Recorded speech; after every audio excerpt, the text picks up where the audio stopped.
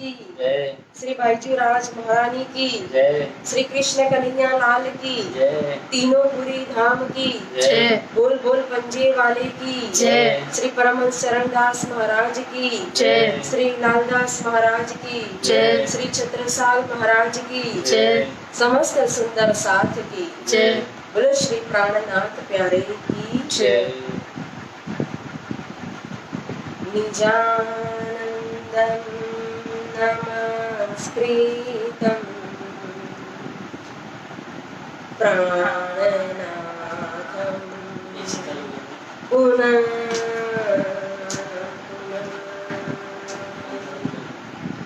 धामलीलादिसंयुक्तं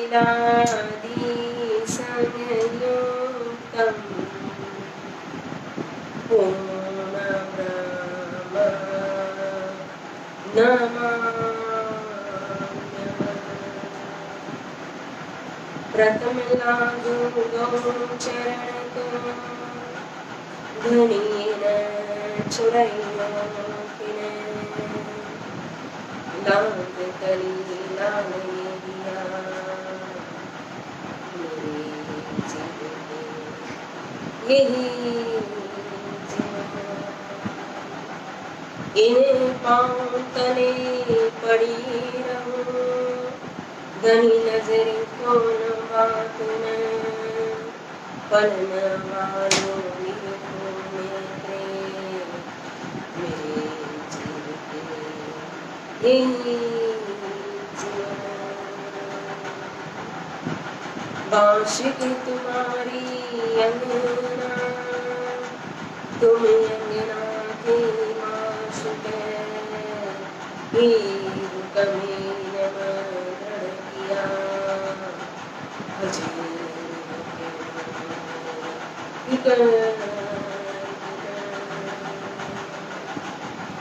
कदमों लागू करो सीजदा पकड़ के दो पाए हुक्म करते माशुक बीच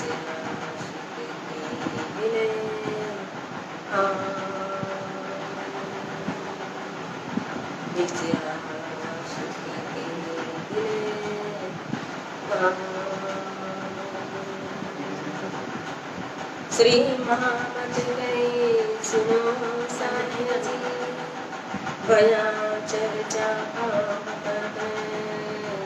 अब तुम सुनियो चित लाल आगे इन्हें लाल आगे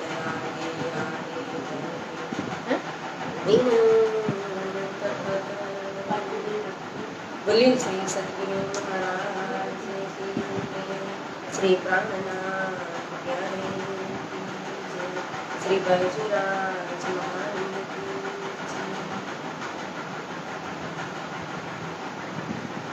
नामधनी अक्षरादी श्री राज श्यामा जी परम आदरणीय श्री मास्टर जी श्री प्रकाश जी श्री मनीषा ओझा जी एवं समस्त सुंदर साथ जी आप सभी के चरणों में मेरा प्रेम प्रणाम।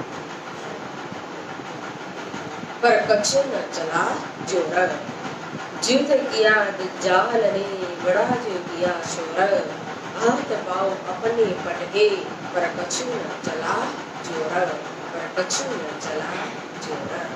बोले श्री प्राणनाथ प्यारे की जय। प्यारे सुंदर साथ जी हम श्री जी के साथ बहुत आवासी बंदर के अंदर थे और आवासी बंदर के अंदर वहाँ के एक प्रसिद्ध कर्नाटक सेठ भैरव सेठ जिनकी जागनी हुई जिन्होंने श्री बाईचूराज महारानी को बंधन में से मुक्त किया था। तो यहाँ जो दज्जाल लोग लड़ने के लिए आए भैरव सेठ के पास लड़ाई की पत्नियों के पास जाकर के लड़ाई की तीज भाई के पास जाकर के लड़ाई की लेकिन दज्जालों का कोई जोर चला नहीं। अब 2-3 मास हो चुके आवासी बंदर के अंदर और नित्य यहाँ रसोई चर्चा उत्सव धूमधाम हो रहा है और चर्चा के माध्यम से श्री जी सबके चित्त को मरोड़ करके संसार की तरफ से मरोड़ करके धाम की तरफ लगा रहे हैं। और सबके दिल के अंदर कहो, अंग के अंदर कहो तो उमंग समा नहीं रहा। अब याद आ रही है शाकुंतल और सुकुमार की, तो विदाई मांग रहे श्री जी, लेकिन विदाई देने के लिए तैयार नहीं। तो जब नीचे वाले स्वरूप श्री राजी महाराज का जो मुंह चलता है, तो श्री जी ने ऊपर वाले मूल स्वरूप श्री राजी महाराज को सौंप दिया। तो तुरंत आवासी बंदर के अंदर यह तो कारज कारण आज साथ काढ़ना घोर भर, किस वास्ते ऐसा चाहिए तब आई बातिन। एक बातिन आई मतलब कि अफवाह फैल गई सभी जगह पर कि गवर्नमेंट जो है सरकार ने आमदनी बढ़ाने के लिए जन जन के ऊपर टैक्स लगाया हुआ है। तो सभी डरने लगे कि अपने वहां भी आएंगे, जनसंख्या गिन करके जाएंगे, फिर सबका टैक्स भरना पड़ेगा।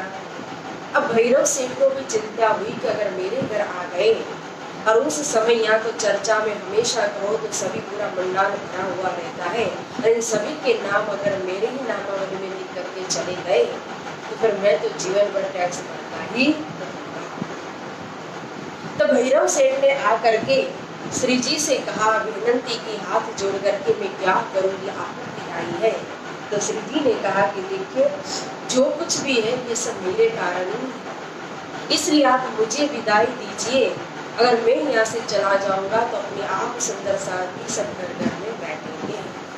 तब भैरव सेठ को बात माननी पड़ी श्री जी की, और भैरव सेठ ने आवासी बंदर के अंदर अनाउंसमेंट कर दी कि अब कल इस समय हम श्री जी को विदाई देंगे और आगे अपनी यात्रा पर जाएंगे। तो सभी सुंदर साधक जिन्होंने अपनी आत्मा समर्पित की थी धनी के चरणों में, जो चर्चा सुनने के लिए आते थे, वो वस्त्र भूषण पैसे भली भात दी सागर, जैसी उनकी शक्ति तैसी भली चालाकी करी।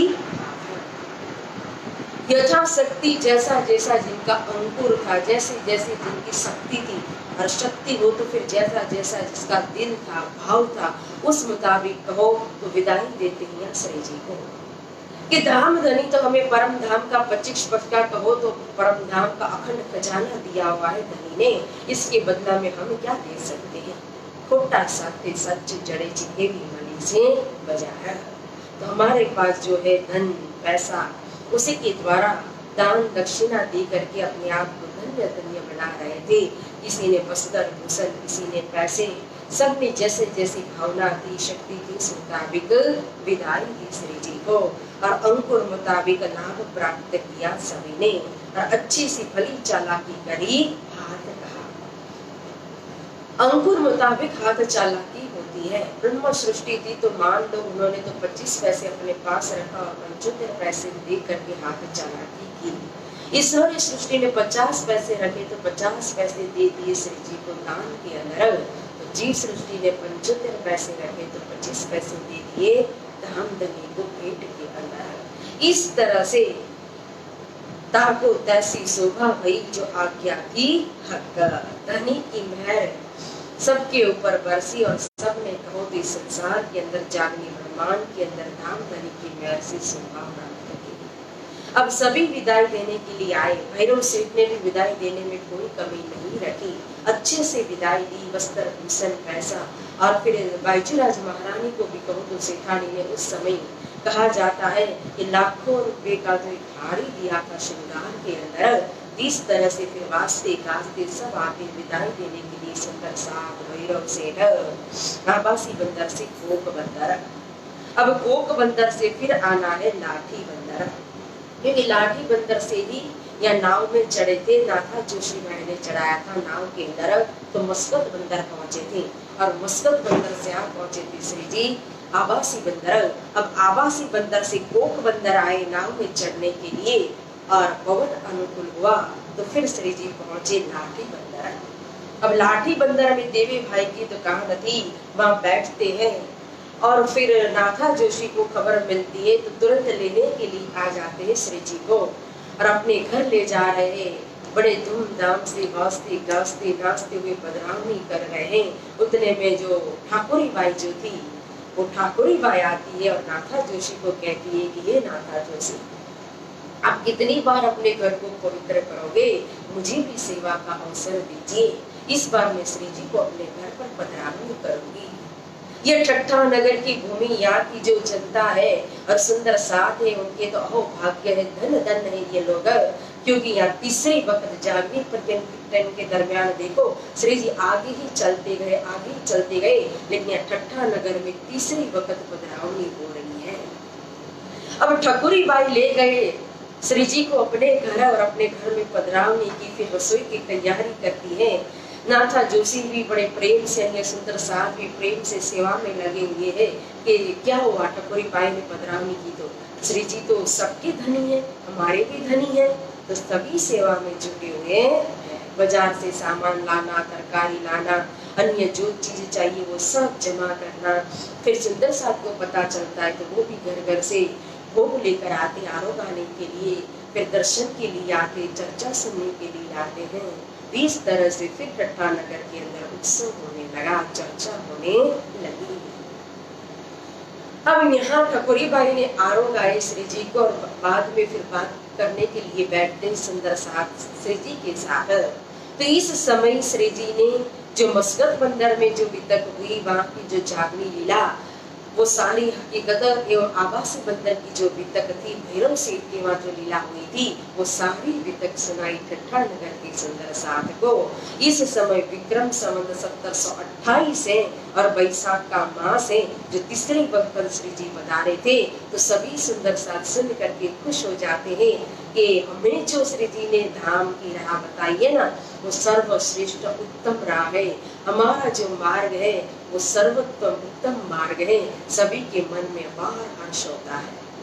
अब त्रीजी वक्त ठट्ठा नगर में आने का कारण था, क्योंकि बिना कारण कारज न हुए। ये ठट्ठा नगर के पास एक मटरी गांव था छोटा सा, वहां किसी को भी पता नहीं चला था जब तक 10 महीने तक श्री जी रहे हैं ठट्ठा नगर के अंदर। और जब मस्कत की ओर चले गए थे तभी वहां के लोगों को, प्रजा को, जनता को पता चला, तो फिर उन्होंने कह के रखा था कि अगर वापस आएंगे तो हमें भी जरूर बुलाना, हम भी आएंगे, अपनी आत्मा का कल्याण करेंगे। तो इस समय ये जो मटरी के लगभग कहो तो 70 सुंदर साथ जो थे वो छूट चुके थे, उन्हीं के लिए श्री जी को वापस आना पड़ा। अब उनके लिए चर्चा होती है और वो सभी चर्चा में आकर के अपनी आत्मा को समर्पित करते श्री जी के चरणों में और धर्म के अंदर शामिल होते हैं। तो इस तरह से यहाँ रसोई उत्सव चर्चा धूमधाम होने लगी। फिर उन सुंदर साथ को कहो तो माया का भी सामना करना पड़ा, परिश्रम उठाना पड़ा, दज्जाल के सामने लड़ना पड़ा। अब श्री जी ने एक चिट्ठी लिखी और लिख करके भेज दी नौतनपुरी जामनगर कालीपति श्री बिहारी जी महाराज को, और चिट्ठी लेकर के जाते हैं चिंतामणि भाई। देखो छोटी सी सेवा भी कर रहे हैं चिंतामणि भाई, जिनका नाम है श्यामल दास। तो श्यामल दास चिट्ठी लेकर के गए जिसके अंदर लिखा था कि मुझे आपके दर्शन की इच्छा है, प्यास है, मैं तो हल्लार देश के अंदर आ नहीं सकता हूँ, तो आप ही नलिया पधारे, नलिया बंदर के अंदर आप आइए, मैं आपका स्वागत करूंगा और सारा प्रबंध करने की जिम्मेदारी मेरी है। और फिर यहाँ ठट्ठा नगर के अंदर जब पहले आए थे दूसरी वक्त, तो उस समय स्वामी श्री लालदास सिंह महाराज की जागनी की थी, जो तालिब अब श्री जी जब मस्कत की ओर निकल गए थे तो उसी समय उनके ऊपर भारी माया की तरफ से आपत्ति आई, संकट आ गया। उनका सारा धन जो था, व्यापार जो था, बिजनेस था, वो सब कुछ खत्म हो गया और वो कर्जदार बन चुके थे। तो इस समय उनकी जन्मभूमि थी पोरबंदर, वो पोरबंदर के अंदर रहते थे और राज्य महाराज की सेवा करके, भजन भक्ति करके जीवन गुजार रहे थे। तो श्री जी यहाँ चिट्ठी भेज करके फिर स्वयं आते हैं पोरबंदर के अंदर लक्ष्मण सेठ के घर, स्वामी श्री लालदास सिंह महाराज से मिलन करने के लिए, उनको सांत्वना देने के लिए, हिम्मत देने के लिए। तो 2 दिन यहाँ पोरबंदर के अंदर रहते हैं और अंदर पोरबंदर के अंदर सुंदर साथ की जागनी भी करते हैं और फिर वापस आते हैं ठट्ठा नगर। अब वहां बिहारी जी महाराज ने चिट्ठी का जवाब दिया, वो लेकर के आए श्यामल दास जी ठट्ठा नगर के प्यासी कुएं के पास जाता है, कुआं कभी प्यासी के पास आता नहीं है। हे महाराज, आपको दर्शन की प्यास है तो आपको आना पड़ेगा, मैं आऊंगा नहीं। तो फिर तुरंत कहो तो दूसरी चिट्ठी भेज दे विश्वनाथ भाई के द्वारा। वो लेकर के जाते हैं, जिसके अंदर लिखा था कि दर्शन तो मात्र एक बहाना है। वास्तव में मैं जगह जगह पर गया और वहां सुंदर साथ में बहुत प्रेम बरसाया, और देने में भी कहो दान दक्षिणा भेंट वस्त्र भूषण आदि देने में भी कोई कमी रखी नहीं है। तो यह जो लौकिक बोझ है वो मैं कहां तक उठा करके घूमूं, इसलिए मैं वो तो अब सदगुरु महाराज के चरण में रखना चाहता हूँ। जब यह चिट्ठी पहुंची तो बिहारी जी महाराज ने कहा कि चिंता मत करो, मैं आ रहा हूँ, आप नलिया बंदर के अंदर प्रबंध कीजिए। तब श्री जी ने यहाँ विदाई ली। ठट्ठा नगर के अंदर जब तीसरी वक्त आते तो 1 मास रहते हैं यहाँ। फिर नाथा जोसेफ ठकुरी बाई से विदाई लेते हैं। विदाई देने के लिए तैयार नहीं थे, तब कहा कि देखो गादीपति श्री बिहारी जी महाराज आ रहे, उनके लिए सारा प्रबंध करना पड़ेगा। फिर आप पहुंचे नलिया के अंदर। जब नलिया में आए तो अब वितक आती है नलिया के अंदर धाराभाई की। जैसे ही धाराभाई ने सुना, धाराभाई सुंदर साथ थे, सतगुरु महाराज के शिष्य थे, और वो खंभालिया नाम के गांव के अंदर रहते थे। तो खंभालिया से दौड़ करके सीधा धाराभाई आ गए श्री जी के पास, और उनका जो दुख था, दर्द था, उनके ऊपर जो वितक बीती थी, वह अपनी आपा बीती स्वयं धनी के चरणों में रख रहे श्री जी को बताते हैं कि मेरे ऊपर तो धाम धनी की बहुत ही मेहर थी, श्री राजी महाराज की मेहर थी, और मुझे राजी महाराज का जोश आता था, दर्शन करता था मैं राजी महाराज का। तो यह देख करके जो परम धाम मुझे दिखाई देता था, तो वहां की लीला का मैं देख करके वर्णन करता था जोश में। तो इतने में कहो तो एक बार सुरजी भाई आए मस्कत बंदर से, उनकी जागनी वहां मस्कत बंदर में हुई थी, और सुरजी भाई ने यहाँ देखा खंभालिया के अंदर धाराभाई के अंदर तो श्री राज्य का जोश आ रहा है, और जोश में ये तो परम धाम का वर्णन कर रहे हैं। तो उन्होंने एक आसन दे दिया धाराभाई को, एक पतली सी गद्दी जैसा कहो तो आसन दिया, जो एक श्रोता का आसन होता है, होता है वक्ता का आसन। तो वक्ता का आसन श्रोता के आसन से हमेशा थोड़ा अलग होता है। तो इस तरह से उन्होंने धाराभाई को एक आसन दिया, वक्ता का आसन, और धाराभाई उन आसन पर बैठ करके चर्चा कथा करने लगे। अब उनके जोश, राजी महाराज का जो जोश आता था, उस जोश को देख करके सुंदर साथ ने चंदन भी कर दिया, आरती भी उतारी। तो यह बात पता चली श्री जामनगर नौतनपुरी श्री गादीपति बिहारी जी महाराज को। तो गादीपति को बड़ी ईर्ष्या हो गई कि अरे यह जो है धाराभाई, ये तो वाला है, ग्वाल जाति का है, तो हमारा धर्म जो है वो तो फिर ग्वाल जाति के नाम से, वाला धर्म के नाम से प्रसिद्ध हो जाएगा। फिर उनको ईर्ष्या हो रही थी कि उनका मान बढ़ेगा तो फिर मेरा मान कम हो जाएगा। ईर्ष्या के कारण उन्होंने अपने हजूरी से कहा, नागजी भाई से, कि आप चिट्ठी लिख करके वहां सुरजी भाई जो है उनको बुलाइए यहाँ जामनगर के अंदर, तुरंत ही आने के लिए हुक्म कीजिए, आदेश दीजिए। तो नागजी भाई ने सुरजी भाई को बुलाया। तो खंभालिया से सुरजी भाई आ गए। अब यहाँ बिहारी जी महाराज के पास जामनगर। तो बिहारी जी महाराज ने पूछा क्या बात है, सब आनंद मंगल में तो है, सुंदर साथ की खबर पूछी। तो सुरजी भाई ने बताया कि बहुत ही आनंद मंगल में है सुंदर साथ। और उन्हें क्या पता, वो तो खुश होकर के कहने लगे श्री राजी महाराज की मेहर बरस रही है खंभालिया के सुंदर साथ के ऊपर। धाराभाई के माध्यम से धाराभाई को जोश आता है राजी महाराज का, और परमदान की लीला का वर्णन कर रहे हैं। इतना सुनकर के गादीपति श्री बिहारी जी महाराज को गुस्सा आ गया, और कहने लगे कि यह तो राजी महाराज का जोश नहीं, यह तो माया की लहर लगी है तुम लोगों को। अभी जाओ और जाकर के तुरंत धाराभाई को धर्म से बाहर निकालो, चंदन तिलक प्रसाद से अलग करो, अन्य था हमारा नाता, हमारा संबंध धाम का तुम्हारे साथ रहेगा। सुरजी भाई बेचारे सीधे साधे थे, इतना नॉलेज नहीं था कि उनके धर्म से निकालने से थोड़ी हम जमात में से निकल जाएंगे, हमारा धर्म छूट जाएगा। बेचारे रोने लगे, कहने लगे मुझे धर्म से बाहर मत निकालिए।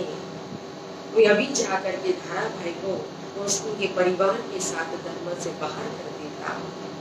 फिर सुरजी भाई आए खंभालिया के अंदर और धारा भाई को उनके परिवार के साथ धर्म से बाहर कर दिया, तिलक चंदन प्रसाद से अलग कर दिया। धारा भाई भी रोने लगे और कहते हमें क्यों धर्म से निकाल रहे हैं। फिर उनकी जो पत्नी और बहन जो थी अजबाई और बहनी भाई वो भी कहती कि हमारे क्या दोष है, हमें क्यों बाहर निकाला जा रहा है।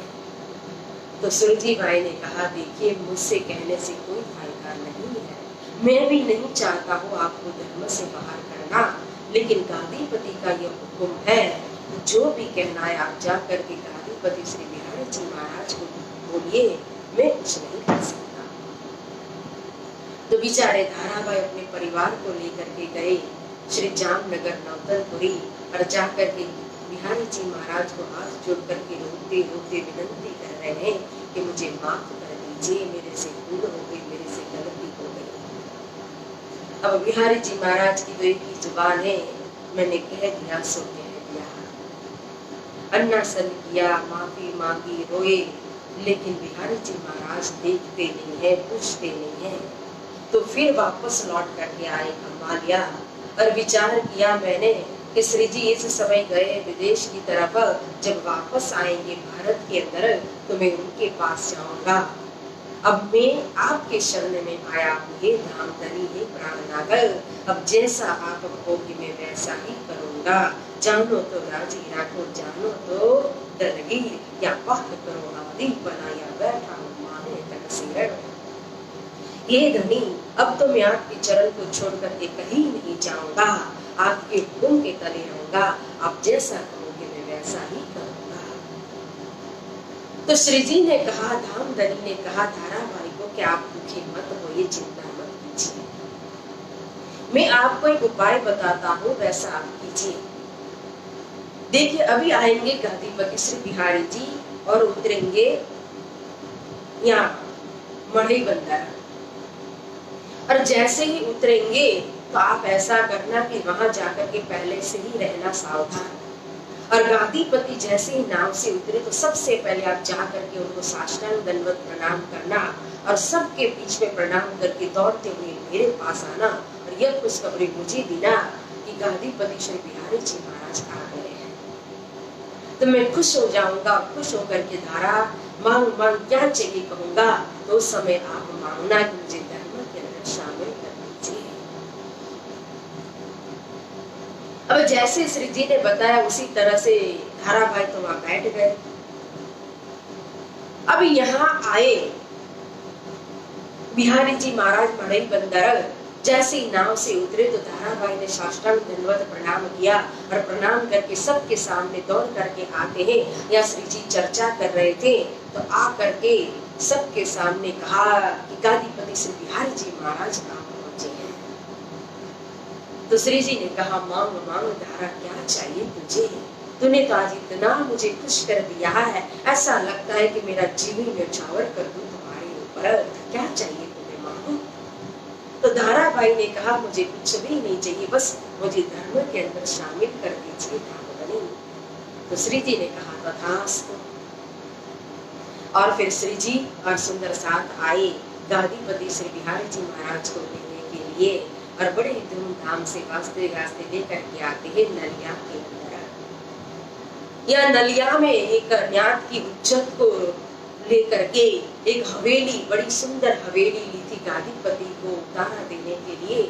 इसी हवेली में श्री बिहारी जी महाराज उनको उतारा देते और सभी सुंदर साथ यहाँ ही रहते हैं। अब यहाँ इस समय नलिया के अंदर 5 जगह से आए हुए सुंदर साथ, मतलब के 5 ग्रुप जमा हुए थे। एक तो थे श्री जी श्री प्राणनाथ जी के साथ आए हुए रूपा, राधा और श्री तेज गोविंद। एक ठट्ठा नगर के आए थे नाथा जोशी और खेमाबाई जो विदाई देने के लिए आए थे श्री जी के साथ। एक खंभालिया से धाराभाई के साथ आए थे बेनी बाई, अजबाई, सुरजी भाई, हरजी भाई, जीवराज भाई और तिरदास भाई। एक ग्रुप था सूरत का सुंदर साथ, स्वयं बाकी सुंदर सागर, जिसमें थे वल्लभ दास, धनजी भाई, सुंदर भाई, रतनबाई, मटाबाई, आकिल खान और मतलब के आकिल भाई और भगवान भाई, और एक बिहारी जी महाराज के साथ आए हुए सुंदर सात का ग्रुप था, जिसमें बिहारी जी महाराज साथ में थे अखई भाई, संगजी भाई, लाला भाई, रमंश भाई, फिर नागजी भाई और रंग भाई। तो यह सभी सुंदर साथ एक ही हवेली में यहाँ जमा हुए थे। अब रूपा और राधा बाई जो थी और एक तेज बाई थी, उनको श्री जी साहिब जी ने कहा कि देखिए, धाम धनी मान करके गादीपति श्री बिहारी जी महाराज की अच्छे से सेवा करना, वरना उनके स्वभाव को आप जानते हो, दुखी हो गए, नाराज हो गए तो फिर मेरे पास कंप्लेन लेकर के, शिकायत लेकर के आना नहीं। उनकी सेवा करोगे बड़े दिल से तो मैं समझूंगा आपने मेरी ही सेवा की है, तो आज से आप उनकी सेवा में, उनकी आज्ञा में रहना। इस तरह से तीनों को श्री बिहारी जी महाराज की सेवा में रख दिया।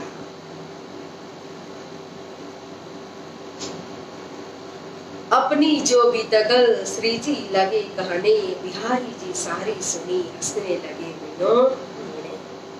अब एक दिन श्री जी और बिहारी जी महाराज बैठे थे, मौका अवसर अच्छा था, खुश भी थे बिहारी जी महाराज, तो सारी बात बता रहे। जहां जहां श्री जी गए, दीप बंदर कहो, दीप बंदर से आगे फिर ठट्ठा नगर से मस्कत बंदर और मस्कत बंदर से आवासी बंदर की सभी वितक सुनाई जो सुंदर साथ की आमदनी हुई। जो बिहारी जी महाराज सुन करके मन ही मन हंसने लगे। उनको लगा कि देखो श्री जी अपनी ही बड़ी बड़ाई कर रहे हैं। और फिर यहाँ रसोई उत्सव धूमधाम हो रहा था और सुंदर साथ के अंग में भी उमंग नहीं समाता था। फिर श्री जी साहिब जी चर्चा करते थे और बड़े भाव विभोर करके चर्चा कर रहे हैं, और चर्चा के माध्यम से सभी सुंदर सबका चित जो है वो माया से मरोड़ करके धाम धनी की तरफ लगा रहे थे। तो एक दिन श्री जी महाराज ने फिर एकांत में देखा कि बिहारी जी महाराज खुश है, तो उनसे मसलत करने लगे, बातचीत करने लगे कि अब अपने धर्म को किस तरह से आगे बढ़ाना चाहिए। और इतना ही नहीं, खुश थे तो और खुश कर दिया गादीपति श्री बिहारी जी महाराज को। बहुत सारी दान दक्षिणा भेंट, अच्छे अच्छे वस्त्र पहनाए, और जो कुछ सुंदर साथ ने दिया था वो सब रख दिया बिहारी जी महाराज के आगे। यहाँ तक कि कहा श्री और सामा सब ले के धरी बिहारी जी के आगे, नगद वस्त्र भूषण ये पहन पौतिया जुड़े हुए। श्री बाई जी के भूषण और वस्त्र श्रृंगार सो सब आगे रखा, जान के धनी निर्धार। देखिए, सब कुछ दे दिया, कुछ भी अपने पास नहीं रखा। जितना भी केश था, पैसे थे, वो भी सोना चांदी वस्त्र, और बाईजूराज महारानी ने भी अपना श्रृंगार वस्त्र भूषण सब कुछ धाम की धनी जान करके बिहारी जी महाराज के चरण में रख दिया। बाईजूराज महारानी ने भी बदलने के लिए अपने पास एक जोड़ी वस्त्र रखा, और श्री जी ने भी कहो तो पहन पोतिया जुटी हुई। बदलने के लिए मात्र एक अपने पास एक धोती रखी है, बाकी सब कुछ दे दिया है और खुश कर दिया बिहारी जी महाराज को। और उसके बाद फिर अर्ज करते हैं धारा भाई की कि आप धारा भाई को धर्म के अंदर शामिल कर दीजिए, क्योंकि मैं वचन हारा हूँ। जब आप आए तो सबसे पहले धारा भाई ने आकर के मुझे ये खुशखबरी दी थी, तब मैंने धारा भाई को इतना खुश हो गया कि वरदान मांगने के लिए कहा कि मांगो मांगो धारा, आज मेरा दिल इतना प्रसन्न कर दिया है तूने कि मुझे लगता है कि मेरा जीव निकाल करके दे दो, क्या चाहिए तुम्हें। तब धारा भाई ने मुझे कहा था कि धर्म में शामिल कर दो, तो मैंने तथास्तु कर दिया था। तो मेरे वचन की लाज रखिए और धारा को धर्म के अंदर शामिल कर दीजिए। यह सुनकर के बिहारी जी महाराज दुखी हो गए। उन्होंने कहा कि धारा भाई को मैं धर्म के अंदर नहीं लूंगा, क्योंकि इन्होंने मुझे बहुत दुख पहुंचाया है। मैं 14 लोग ब्रह्मांड के अंदर सबकी बाह पकड़ूंगा, लेकिन सिवाय धारा भाई के, क्योंकि इन्होंने तो मेरी गाली छीनने की कोशिश की है। क्योंकि सबसे ज्यादा उनको चिंता थी अपनी अपनी गादी की, कि एक अलग से दूसरी गादी बना करके बैठ गए धाराभाई। और इतना ही नहीं, फिर गादी के ऊपर बैठ करके चंदन करवाया, तिलक लगवाया और आरती भी सुंदर साथ से करवाई। इसलिए मैं धाराभाई को कभी भी माफ करूंगा नहीं। तो यह बात सुनकर के श्री जी ने कहा कि अरे इसमें दुखी होने की क्या बात है। श्री राजी महाराज की मेहर थी धाराभाई के ऊपर, फिर राजी का तो हुक्म किसी के ऊपर हो सकता है, उनका जोश उनकी मर्जी किसी के अंदर भी आ सकता है, ऐसा थोड़ी इनके गादीपति के अंदर ही आएगा। तो यहाँ श्री जी कहते हैं सुनी यह बात रोष अति भयो, कि आप इतना नाराज क्यों होते हो। अगर सुंदर साथ ने आरती की तो श्री राजी की जोश की आरती है, आप दुखी क्यों होते हो। तो यह सुनकर के बिहारी जी महाराज कहते हैं सुनी यह बात रोष अति भयो, यह बिन जोश अंत न भयो। हे महाराज, तूने तो मुझे और दुखी कर दिया। और गुस्सा में आकर के कहते कि मैं गादीपति हूँ, इतना बड़ा गादीपति, और मेरे अंदर जोश न आकर के वो धाराभाई के अंदर राजी का जोश आए। आप भी कैसी बात करते हो। देखो आज के उपरांत धाराभाई की बात लेकर के मेरे पास आना नहीं, वरना ठीक नहीं होगा। बहुत नाराज हो गए, तो फिर चुप हो गए। श्री जी 2-4 दिन निकल गए इधर उधर। फिर देखा एक दिन बिहारी जी महाराज मूड में है, खुश है, तो फिर जाकर के धाराभाई की बात करते बिहारी जी महाराज से कि धाराभाई का क्या गुनाह है। अगर धाराभाई ने गलती की तो उनकी जो बहन है, उनकी जो धर्म पत्नी, उनके परिवार जो है, उनको क्यों धर्म से निकाल दिया, उनका क्या गुनाह है। सुंदर साथ बहुत दुखी है धाराभाई को लेकर के, इसलिए आप उनको धर्म में शामिल कर दीजिए। तो फिर बिहारी जी नाराज हो गए। मैं तो कहूँ न मानहु वास्ते गुणों के, जो लाख बेर मुँह सो कहो तो मेरा जवाब एक ही। देखो पहले भी मैंने महाराज आपसे कहा था कि धाराभाई की बात लेकर के मेरे पास आना नहीं। अब सुंदर साथ की तरफ से आप बात रख रहे हो। एक बार क्या लाखों बार अगर मुझे पूछोगे तो मेरा एक ही जवाब होगा कि धारा ने तो मेरी गादी छीनने की कोशिश की है, इसलिए सबकी माफ करूंगा, लेकिन धारा को कभी मैं माफ करूंगा नहीं। तब सभी सुंदर साथ श्री जी से कहने लगे, इशारत करने लगे कि आप चुप हो जाइए। उनकी तबीयत, उनका स्वभाव आप जानते हो। अगर आपको कुछ कह दिया, इधर उधर शब्द बोल दिया, तो फिर आप हमें रोक नहीं पाओगे। तो श्री जी चुप हो गए। लेकिन यह सब देखा रूपाबाई ने।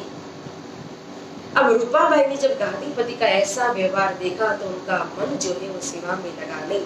कि कितनी विनती की श्री जी ने, यहाँ तक कि बहन पोतिया जुड़े हुए सब कुछ दे दिया, और फिर अर्जी कर दे कि मैंने वचन हारा है, लेकिन फिर भी पत्थर समान दिल है कि पिघलता ही नहीं है। तो उनको सेवा करने की इच्छा नहीं हुई। रूपाबाई समझदार थी, उन्होंने सेवा ही छोड़ दी। तो बिहारी जी महाराज को लगा कि आज तो कल रूपाबाई दिखाई देती नहीं है, लेकिन रूपाबाई अब आती ही नहीं है सेवा में।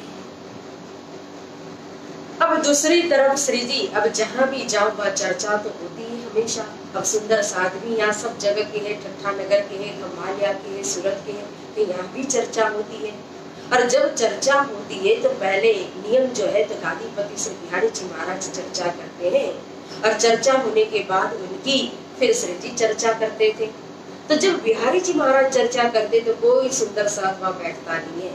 कोई जबरदस्ती, हाँ गादीपति तेरे बड़े हैं, बड़ी गादी पर बैठे, तो फिर मान दे करके बैठ जाते थे तो चर्चा सुनने के लिए। फिर जैसे ही उनकी चर्चा पूरी होती और श्री जी जयकारा लगाते कि प्राणनाथ प्यारे की जय, और श्री जी की आवाज सुनकर के सभी सुंदर साथ अपना काम छोड़ करके चर्चा में बैठ जाते। तो ये देखा बिहारी जी महाराज ने, तो फिर उनको चिंता हुई। देख नूर चर्चा रोशनी भई बिहारी जी को दिल सकल के तहकीक मसनद मेरी लेगा, ये बात बड़ी बुझेगा। फिर श्री जी का जोश देखा, जब चर्चा करते थे तो उनका चेहरा मुखमंडल जो है वो पूरा नूरमय तेजोमय स्वरूप और आवेश में आकर के, जोश में आकर के चर्चा सुनाते थे। और चर्चा के अंदर बहुत सुंदर साथ एकाग्र होकर के चर्चा सुनता था, किसी को बोलने की ताकत नहीं रहती थी। तो यह सब देखा तो बिहारी जी महाराज को लगा कि श्री जी तो अब मेरी गादी ही छीन लेंगे, इसीलिए यह सब कर रहे हैं।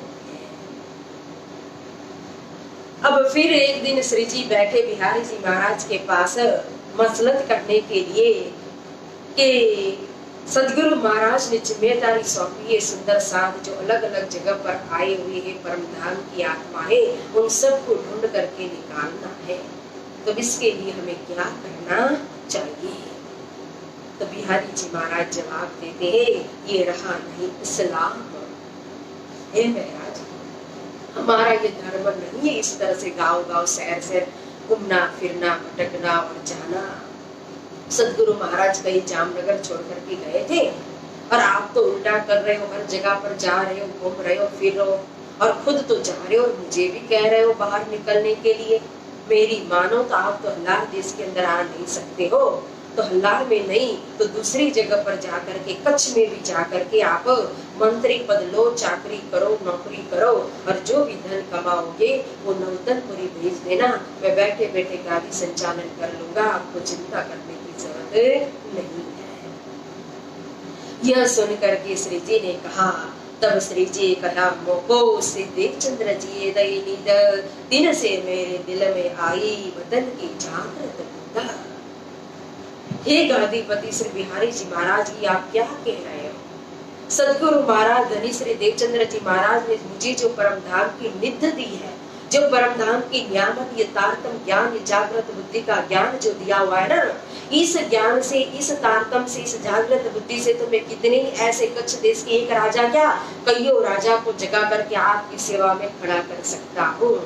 और देखो, जिन धर्म का कोई मूल नहीं है, जिन धर्म का कोई फल नहीं है, लेकिन फिर भी वो अपने धर्म का किस तरह से एक आकाश बेली की तरह,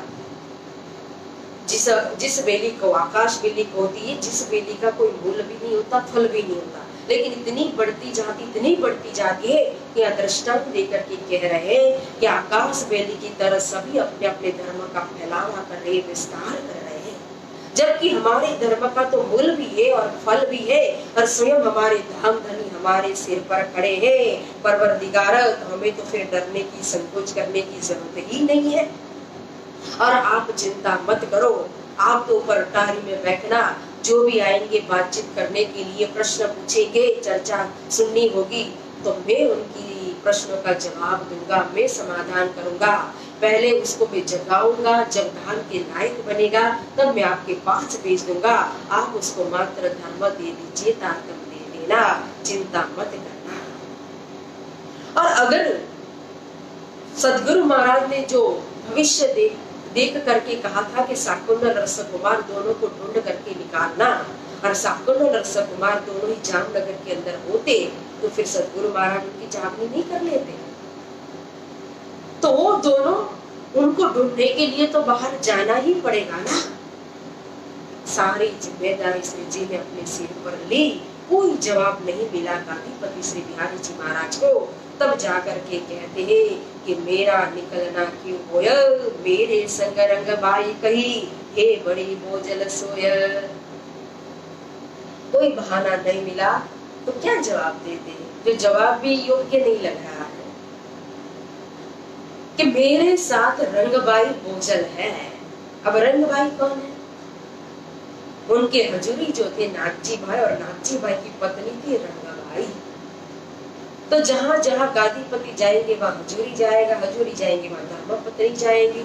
तो बोले मुझे तो इन सबको लेकर के घूमना है, और रंगबाई तो मोटी होगी तो कहते ये तो बोझ रुपए, इनको लेकर के घूमना फिरना ये तो बहुत बड़ी मुसीबत है, इसलिए मेरे से होगा नहीं, इस वास्ते मेरा चलना क्यों नहीं हुए नहीं क्यों ये कर, धनी को जो हुए करना, सो आप जुड़े तो ही करा। मैं किसी भी प्रकार से बाहर निकल नहीं सकता हूँ, ये मेरी मजबूरी है। और फिर पिया जी तो समविद समृद्ध है, धनी जो चाहे वो कर सकते हैं। अगर उनको सुंदर साथ को जगाना होगा तो अपने आप ही जगा देंगे, मुझे मेहनत करने की जरूरत नहीं है। 1.5 महीना यहाँ रहते हैं नलिया के अंदर। ताराबाई को लेकर भी कितनी बार बातचीत हुई, फिर धर्म को लेकर के भी कितनी बार मसलत होती है, विचार विमर्श होता है, लेकिन गादीपति हिलते नहीं है। उल्टा दोनों के बीच में अंतराय हो गई दिल के अंदर। श्री जी को लगता इतना समझाने के बाद भी कोई बात समझने के लिए तैयार ही नहीं है। सारी जिम्मेदारी अपने सिर पर ले रहा हो तो भी बाहर निकलने के लिए तैयार नहीं है। फिर धाराबाई को भी धर्म में शामिल करने के लिए तैयार नहीं है। फिर सोचते नहीं, जाने दो, अब गुरु पुत्र है, क्या विचार करना, उल्टा सुलटा। लेकिन बिहारी जी के मन में भी ईर्ष्या का बीज अंदर पल रहा था। उनको लगता था कि धीरे धीरे ऐसे तो श्री महाराज मेरी गाली को छीन लेंगे। 1.5 मास बीत जाता है नलिया के अंदर। फिर यहाँ से निकलते हैं, विदाई लेते हैं। अब ये अंतिम मुलाकात है दोनों की, श्री जी साहेब जी की और श्री बिहारी जी महाराज के अंतिम मिलन कहो, अंतिम मिलाप कहो, क्योंकि इसके बाद कभी भी दोनों मिलते नहीं। यहाँ जो घटना घटित होने वाली थी लेकिन हुई नहीं, रुक गई। अब यही घटना कहो तो आगे जाकर के सूरत में घटना घटेगी। अब सभी आए नलिया बंदर से मढ़ई बंदर, और मढ़ई बंदर में कहो तो गादीपति श्री बिहारी जी महाराज को एक नाव में चढ़ाते हैं और जामनगर की तरफ उनको विदाई देते हैं। और सुंदर साहब ने श्री जी के साथ वहां बाग के अंदर उतारा किया। दूसरे दिन निकलेंगे, नाव में बैठेंगे। अब श्री जी को जाना है दूसरे दिन सूरत की ओर, तो वो भी खम्भालिया होकर के जाना पड़ेगा। यहाँ बिहारी जी को विदाई दी तो बिहारी जी महाराज भी खम्भालिया होकर के पहुंचेंगे नवतनपुरी जामनगर। तो जब खम्भालिया में पहुंचे तो खम्भालिया का जो राजा था, उनकी जो मंत्री थी, उस मंत्री के पास बिहारी जी महाराज ने चुगली कर दी, क्योंकि यह मंत्री की भी दुश्मनी थी श्री जी से, तो ईर्ष्या करते थे। तो उनके पास शिकायत कर दी कि देखिए, जो अहमदाबाद की हफ्सा से निकल करके चले गए थे श्री महाराज, वो जा रहे सूरत की ओर, तो नाव जरूर खम्भालिया में आएगा। फिर उनके साथ सूरत की स्वयं पाकी सुंदर साथी 8-10 सुंदर साथे और उनकी धर्म पत्नी श्री तेजपुरी जी भी है, इस उम्र के है, ऐसी ऐसी उनकी अवस्था है। सारी बात बता करके वो चले गए जामनगर। अब यहाँ कंप्लेन कर दी तो तुरंत ही मंत्री ने पहरेदार बिठा दिया खम्भालिया के अंदर के, जैसे श्री महाराज उतरे नाव से कि उनको तुरंत राज दरबार में लेकर के आना। अब दूसरा दिन हुआ तो श्री जी सुंदर साथ को नाव में चढ़ाते हैं, सूरत जाने के लिए निकल रहे हैं। तो सभी सुंदर साथ और श्री बाईजू राज को नाव में चढ़ाया, और चढ़ाने के बाद स्वयं खुद नाव में बैठने के लिए अपना एक पग जो है, अपना चरण कमल नाव में रखते हैं। जैसे ही श्री जी ने अपना चरण नाव में रखा कि तुरंत उनको छींक आ गई। तो छींक आते ही श्री जी ने अपने रखा हुआ चरण कमल भी वापस ले लिया। अब यहाँ कभी कभी लगता है सुंदर साथ को कि क्या धाम धनी स्वयं ऐसी छींक जैसी भी सामान्य बात को मानते थे, लेकिन ऐसा नहीं है। ऊपर वाले की जो इशारत थी मूल स्वरूप की श्री राजी महाराज की, उनका हुक्म, उनकी इशारत को श्री जी समझते हैं। अंदर से तो उनको पता था सब कुछ, लेकिन बाहर लीला करनी और सुंदर साथ को भी बताना है संकेत दे करके, इसीलिए इस छिक को बहाना बना दिया और सुंदर साथ से कहा कि देखो, मुझे लगता है कि मेरा इस मार्ग से जाना ठीक नहीं है, इसलिए आप नाव से जाइए और बीच में दोहरा जी आएगा तो आप ऐसा करना कि दोहरा जी में एक दिन रहना, मैं चलते चलते पैदल पहुंच जाऊंगा दोहरा जी, मुझे 2 दिन लगेंगे दोहरा जी पहुंचने में, हम आपस में वहीं मिलेंगे दोहरा जी के अंदर और फिर जाएंगे आगे सूरत। तो इस तरह से कह करके सबको नाव में चढ़ा करके विदाई दी श्री जी ने, और स्वयं श्री जी साहेब जी खुशकी चले, रन आन उतरे, चिरक भेष करके दोहरा जी मार्ग पंथ चले। चिरक भेष बना लिया, वैराग्य वेश धारण कर लिया और दोहरा जी के मार्ग पर किनारा किनारा पर कहो तो पैदल उनके साथ एक सुंदर साथ थे जिनका नाम था पद्म सिंह। उनको साथ में लेकर के चलने लगे। अब यहाँ जिन सुंदर साथ को तेजपुरी जी को श्री बाईजूराज को विदाई दी थी, तो नाव चलते चलते आ पहुंचा खम्पालिया। और पहरेदार वहां तो पहले से ही थे, और जैसे ही वहां नाव पहुंचा कि तुरंत पहरेदार ने देखा और सबको लेकर के ले गए राजदरबार के अंदर। अब मंत्री ने देखा तो श्री जी तो थे नहीं, लेकिन शंका हुई तेजपुरी जी के ऊपर कि ये जरूर उनकी धर्म पत्नी है। तो पूछा कि यह कौन है? तो सूरत के सुंदर साथ ने कहा, यह तो हमारी बहन है, धर्म की बहन है, और राखी का समय आ रहा है, तो रक्षाबंधन मनाने के लिए, राखी बंधाने के लिए हम उनको लेकर के जा रहे हैं, सूरत पियर में जा रहे हैं। तो मंत्री को लगा कि नहीं, ये बोल तो रहे लेकिन लग तो रहे कि श्री जी की धर्म पत्नी है। फिर उस स्वयं जो सूरत के जो स्वयं पाकी है, ब्राह्मण जो होते थे वो प्रसिद्ध है कि चाहे कितना भी हो, क्योंकि उस समय जाति पाति का यह बहुत ही था।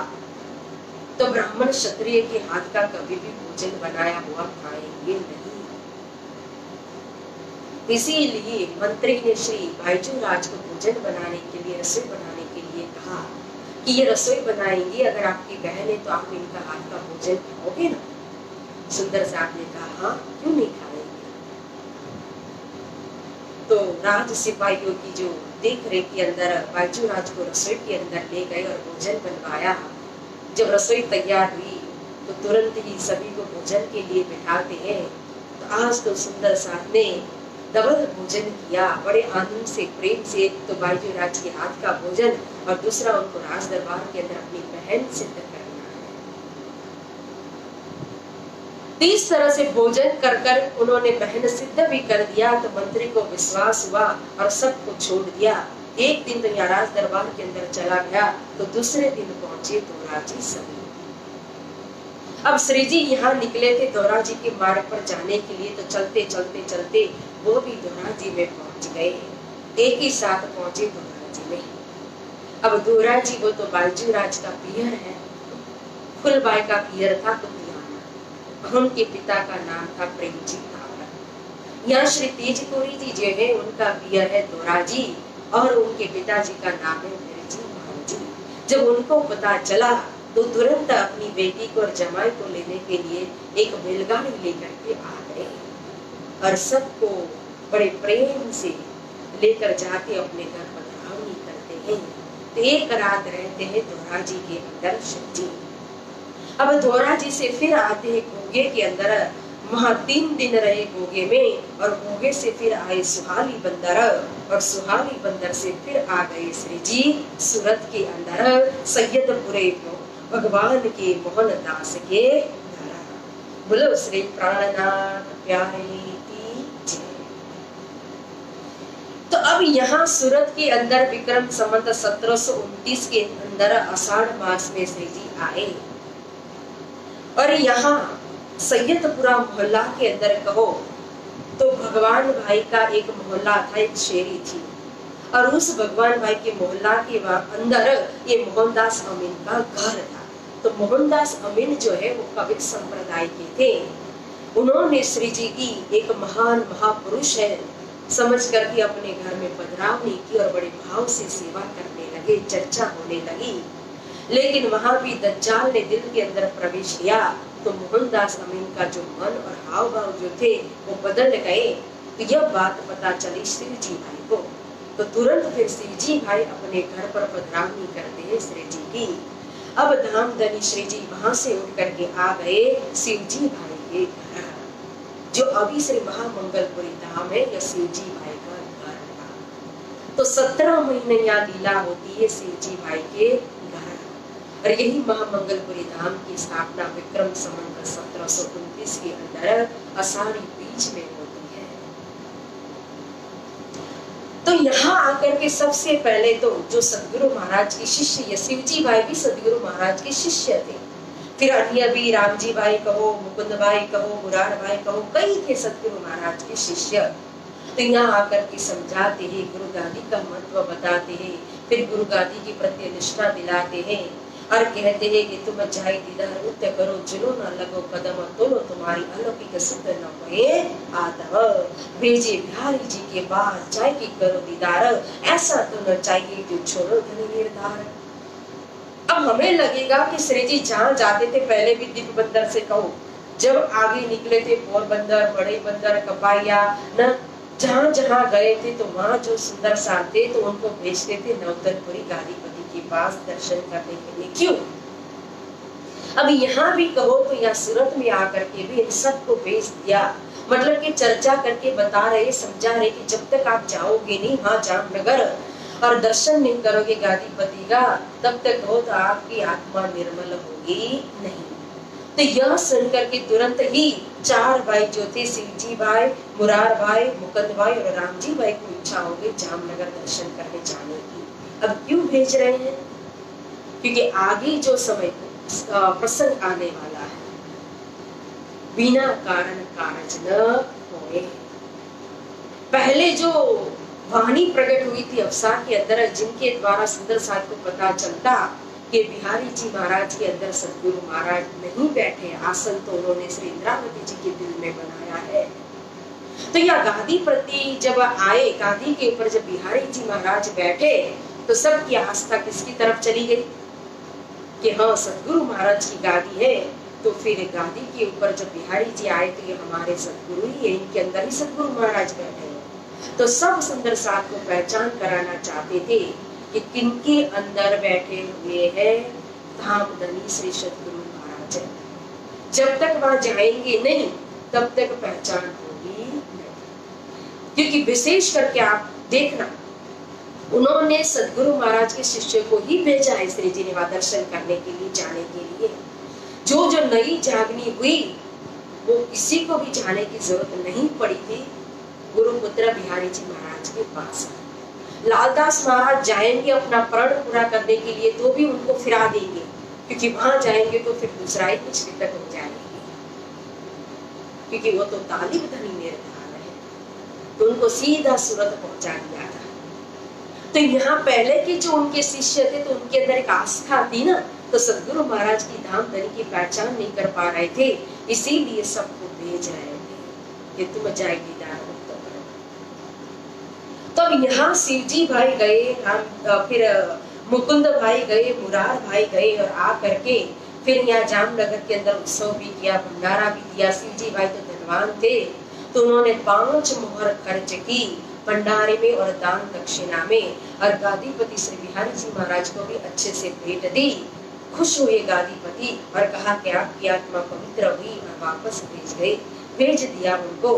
फिर आ गए वापस वो सूरत। अब शिवजी भाई ने आकर के बताया कि गादीपति धारा भाई को लेकर के नाराज है कि मैंने जिनको धर्म से निकाला श्री जी ने उनको अपने पास रखा है। अब ये चौथे भाई थे राम जी, जिनको जाने की इच्छा थी, लेकिन आर्थिक परिस्थिति इनकी अच्छी नहीं थी, धन नहीं था, पैसा नहीं था। उन्होंने विचार किया जाने में तो मैं चल करके भी चला जाऊं, तीर्थ है, धर्म स्थान है अपना, लेकिन वहां जाकर के धर्मादा करने की कहो और दान दक्षिणा देने की, भंडारा देने की ताकत मेरी नहीं है। तो श्री जी के पास आए और हाथ जोड़ करके अर्जी की, अपना दुख रखा। तो श्री जी ने कहा चिंता मत करो, मैं चिट्ठी लिख करके देता हूँ, आप जाइए। धनी सब कुछ महत्व नहीं रखता है, दिल भाव जो होता है वो महत्व रखता है। तो राम जी भाई गए थे श्री जी की चिट्ठी को लेकर के और पहुंचे थे जामनगर। और बिहारी जी महाराज को जब पता चला उनकी आर्थिक परिस्थिति, तो राम जी भाई की चिट्ठी भी नहीं ली और उनको अंदर भी आने नहीं दिया। तो बहुत दुखी हुए राम जी भाई, रोने लगे, अन्नासन किया, लेकिन फिर भी माने नहीं, कोई सुंदर साथ भी देख नहीं रहा था। तो दुखी होकर के आ गए वापस सूरत। और सूरत आकर के राम जी भाई ने अपनी सारी दिक्कत बताई। तो पहले शिवजी भाई ने आकर के धारा भाई के विषय में बात बताई, फिर राम जी भाई ने उनके साथ जो भी व्यवहार हुआ वो सब श्री जी को बताया। तो यह सुनकर के श्री जी को बहुत ही दिल में दर्द हुआ, दुख हुआ। तभी उन्होंने प्रतिज्ञा की। तब श्री जी साहिब जी ने कहा, जो कोई लूला पांगला साध, इंद्रावती ने छोड़ी तिनको, जावे पकड़ हाथ। बोलो श्री प्राणनाथ प्यारे की जय। श्री जी साहिब जी ने प्रतिज्ञा की कि जो कोई लूला बांग्ला साथ श्री इंद्रावती ना छोड़े तिनको पहुंचाए पकड़ के हाथ। जो संसार की तरफ से कहो तो लूला बांग्ला है, जिनकी आर्थिक परिस्थिति ठीक नहीं है, लेकिन भक्ति के अंदर वो पूरे रंग चढ़ा हुआ है, संसार की तरफ से पूरी तरह से वो घायल है और परमात्मा की तरफ वो पूरी तरह से समर्पित है, तो ऐसे जो लोले पांगले मेरे जो भी सुंदर साथ है ना, इंद्रावती तो पहले सबसे उनकी भाग पकड़ेंगी, उनको कभी नहीं छोड़ेगी। इस तरह से श्री जी ने प्रतिज्ञा की, क्योंकि धर्म के ऊपर तो सबका अधिकार होता है, ऐसा नहीं है कि पैसे वाले का ही अधिकार है। अगर उनको ऊपर वाले ने परमात्मा ने धन दिया है तो धन से वो धर्म भी कर सकते हैं, लेकिन मात्र धन से ही धर्म होता है ऐसा नहीं है। धन है तो धर्म करना ही चाहिए, क्योंकि धन दिया है तो धन से सेवा होनी चाहिए, तभी वो धन की शुद्धिकरण होती है। लेकिन धन नहीं है तो मन के भावों से भी सेवा होती है, धर्म होता है, क्योंकि परमात्मा तो भाव को ग्रहण करता है, भाव के ही होते हैं। अब इस समय कहो तो गोवर्धन भाई आते आवासी बंदर सिंह, वहां उनकी जागनी हुई थी, लेकिन रहने वाले वो सूरत के थे। जब गोवर्धन भाई आए और देखा यहाँ स्वयं श्री जी साहिब जी विराजमान है और कथा चर्चा हो रही है, तो उनके पास भी कोई धन की कमी नहीं थी, तो तुरंत उन्होंने सारी सेवा की जिम्मेदारी अपने सिर पर ले ली। मंडन करते जिनको धनी कहते सोई धाम, सेवा सूरत संभालियो करना यही काम। इस समय मुझे जो सेवा का अवसर मिल रहा है, तो यह अवसर यह मौका मुझे फिर कहाँ मिलेगा, इसलिए साक्षात तने सेवा कीजिए, जो हृदय राख जो मरामा। प्रत्यक्ष दाम धनी की और सुंदर साथ की सेवा करने के लिए धन खर्च करने लगे। सारी सेवा मांग ली श्री जी से कि जो भी यहाँ धन का खर्चा होता है वो मुझे दे दीजिए, मैं करूंगा। इस तरह से गोवर्धन भाई सेवा के माध्यम से अपने जीवन को सफल बनाने लगे। शोर पड़ा शहर में चर्चा को आवे खलक, ले दिल में सका वही कर दीदार होय बेशक। अब सूरत शहर के अंदर श्री जी की चर्चा का पड़गा पड़ गया, शोर हो गया, चारों तरफ बात फैलने लगी कि हमारे सूरत शहर के अंदर एक बहुत ही बड़े महान महापुरुष आए हुए हैं, संत महात्मा जी आए हुए, ऐसी कथा चर्चा करते कि न भूतो न भविष्यति, आज दिन तक कभी न सुनी हो। उनके दर्शन मात्र से ही हो तो दिल के अंदर सुख आनंद शीतलता प्राप्त होती है। तो चारों ओर से सुंदर साथ आने लगे चर्चा सुनने के लिए। यहाँ वेदांत की भी बहुत बोलबाला थी सूरत के अंदर, और वेदांत पग के उस समय के जो गुरु थे वो गुरु शंभुनाथ सन्यासी थे, और उनके दो शिष्य थे प्रसिद्ध विद्वान वेदांत के अंदर के, जिनका नाम था श्याम भट्ट और भीम भट्ट। तो श्याम भट्ट और भीम भट्ट ने भी उनकी बात सुनी श्री जी की, उनकी महिमा को सुना, तो सुन करके उनको दिल में दर्शन की प्यास हो गई कि जाकर के देखे तो सही, दर्शन करे, चर्चा सुने कि आखिर कहाँ की बात करते हैं, क्या है इनके अंदर, कितना है। तो एक दिन आ गए वो चर्चा सुनने के लिए, दर्शन करने के लिए। अब ये जो वेदांत वाले थे, वेदांत के इतने प्रकट विद्वान थे, ताई वस्तुगत दूसरा नहीं न चर्चा लगे आप। अब उनके मन तो कहो तो ऐसा था कि निराकार ब्रह्म से बढ़कर के कुछ है ही नहीं। वो ब्रह्म को सर्वव्यापक मानते थे कि ब्रह्म तो सारी दुनिया के अंदर व्यापक है। अब जब यहाँ चर्चा के अंदर बैठे तो श्री जी को पता चल गया कि ये तो वेदांत के विद्वान हैं बड़े, तो फिर वेदांत पक्ष ही चर्चा होने लगी, क्योंकि यहाँ तो सर्वदेशी चर्चा होती थी। जो जिस सिद्धांत से आता था उनको उन्हीं के सिद्धांत से, उन्हीं के धर्म ग्रंथ से समझा देते थे, उन्हीं इसी का नाम है सर्वदेशी चर्चा। तो जब सुंदर साथ ने बता दिया कि तो वेदांत के प्रकंड विद्वान हैं श्याम भट्ट और भीम भट्ट, तो तुरंत श्री जी ने फिर वेदांत से चर्चा प्रारंभ की। और समझाने लगे आस्ति नास्ति के भेद को, कहो सुनो दृष्टांत, मृग तृष्णा से पही रजत ज्ञान भय सब शांत। हे सुंदर साथ जी आप सुनिए, मैं आस्ति और नास्ति यानी कि अस्तित्व वाला और अस्तित्व बिना का यानी कि साकार और निराकार का भेद समझाता हूँ, वो भी दृष्टांत देकर के आप समझिए। मृग तृष्णा, तो मृग तृष्णा से मतलब कि मृग जल से कभी भी कहो तो अपनी तृष्णा यानी कि प्यास बुझती नहीं है, जबकि हरण की भी बुझती नहीं। मृग यानी कि हिरण होता है, तो हिरण जो है वो मृग जल को ही जल मान करके प्यास बुझाने के लिए भागता है, दौड़ता है। दरिया किनारा पर जब सूर्य की रे उनकी किरणें जब पड़ती है ना, तो जल का भास उत्पन्न कर देती है।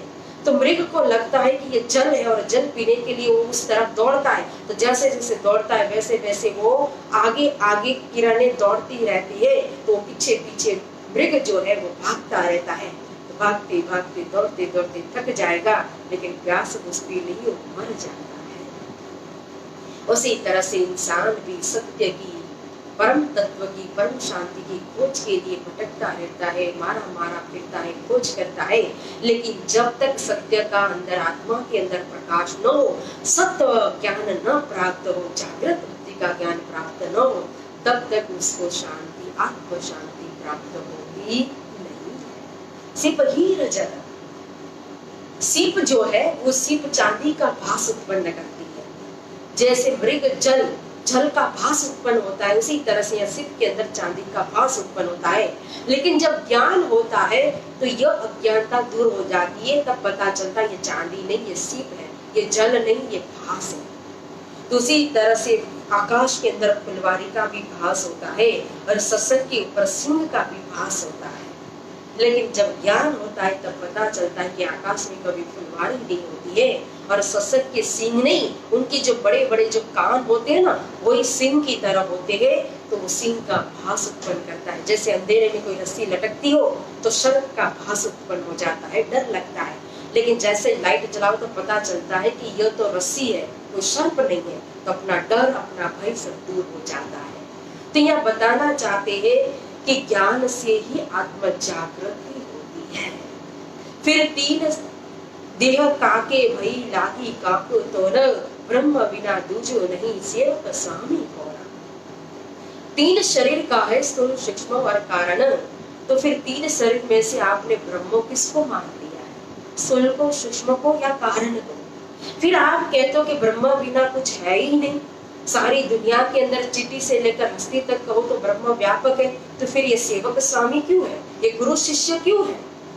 अगर ब्रह्म व्यापक है तो एक को ज्ञान हो जाएगी, एक को आत्म जागृति हो जाएगी, तो फिर सारी दुनिया को आत्म जागृति हो जानी चाहिए, सबको ज्ञान होना चाहिए। तो फिर एक गुरु शिष्य होना ही नहीं चाहिए। क्या ब्रह्म कभी ज्ञानी होता है? किसको ज्ञान दे रहे हैं? शिष्य विरोधी कई ज्ञान दे लही नहीं होई समष्टि, मिट्यो भेदभाव व्यष्टि को सकल कौन की सृष्टि।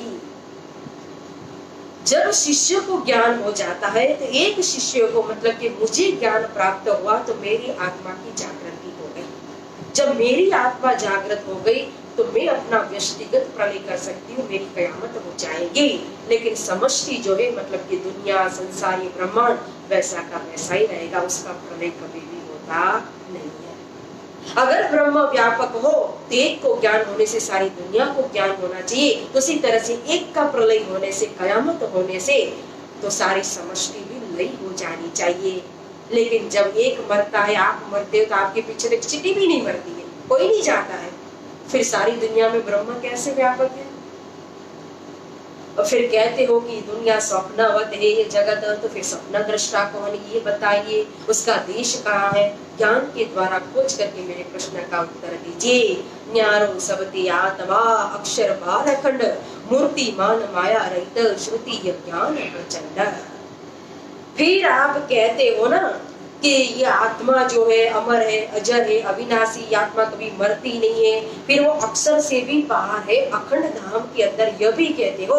और दूसरी तरफ कहो तो आप यह भी कहते हो कि वो ब्रह्म का स्वरूप तो स्वप्न के अंदर, संसार के अंदर है। फिर एक और कहते हो कि नहीं, वो तो माया से रहित है, फिर दूसरी ओर कहते हो कि तो मूर्तिमंत है, मतलब स्वरूपवन है, ब्रह्म को स्वरूप है, और मानते हो निराकार ब्रह्म को। तो आपके ये विभिन्न मत, जो निराकारवादियों का जो विभिन्न मत है ना, वो समझ में नहीं आता है। भाई रे ब्रह्म ज्ञानी ब्रह्म दिखलाओ, तुम सकल में साई देखा, ये संसार सकल है सुपना, तो तुम पार ब्रह्म क्यों पेचा। किस तरह से उस पार ब्रह्म परमात्मा की स्वप्नवत संसार के अंदर आपने पहचान की है, व्यापक ब्रह्म के रूप में मान लिया है, बताइए तो सही। क्योंकि सर्वतीत अक्षर थया ने अक्षरातीत कहवाय, आपने जाऊ एने घरे वहां अटकले न पहुंचाए। उस परमात्मा के धाम के अंदर अटकल में अगर निशाना लगाओगे तो निशाना लगाने पर तीर निशाने पर पहुंचता है। अटकल अंदाज से तीर छोड़ोगे तो वो कभी भी निशाने में पहुंचता नहीं है। उसी तरह से धर्म के अंदर भी एक लक्ष्य, अटकल अंदाज नहीं, ज्ञान के द्वारा पूरी पहचान जागृति होनी चाहिए है। तो वेदों का जो ज्ञान है वो तो ज्ञान कह रहा है कि वो परमात्मा तो मूर्तिमंत है, स्वरूपवंत है। आप निराकार ब्रह्म को मान रहे हो, फिर माया से रहित बता रहे हैं, आप तो माया के अंदर ही मान रहे हो। तो ये कैसा ज्ञान, कैसी समझ है। यह सुन के श्याम वट करने लगा विचार, भीम भाई को कहा तुम बुझो खबरदार। बोलो श्री प्राणनाथ ज्ञान की जय। दोनों श्याम भट्ट और भीम भट्ट सुन रहे थे, सुनते सुनते विचार भी कर रहे और एक दूसरे को खबरदार करे कि देखो देखो, हम तो मान रहे थे कि अपने निराकार ब्रह्म से परे कुछ है ही नहीं, जबकि यह महापुरुष तो निराकार से भी परे, कहाँ कहाँ कहाँ, बेहद बेहद से भी पार, अक्षर अक्षर से भी पार कहो।